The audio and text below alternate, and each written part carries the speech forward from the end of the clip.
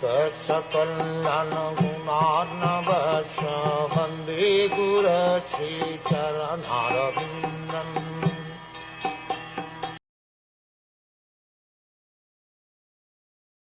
Just as Baldev knocked out the teeth of Dantavakra, the king of Kalinga, during the gambling match at the marriage ceremony of Aniruddha, Virabhadra knocked out the teeth of both Daksha, who had shown them while cursing Lord Shiva, and Pushar, who by smiling sympathetically had also shown his teeth. Here a reference is made to the marriage of Aniruddha, a grandson of Lord Krishna's. He kidnapped the daughter of Dantavakra, and thereafter he was arrested.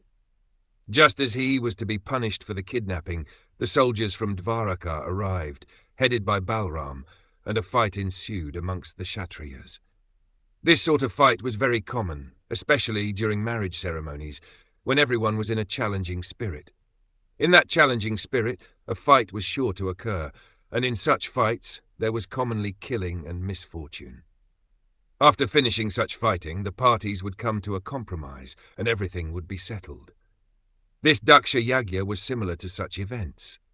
Now all of them, Dakshan and the demigods Bhaga and Pusha and Pugumuni, were punished by the soldiers of Lord Shiva, but later everything would come to a peaceful end. So this spirit of fighting between one another was not exactly inimical.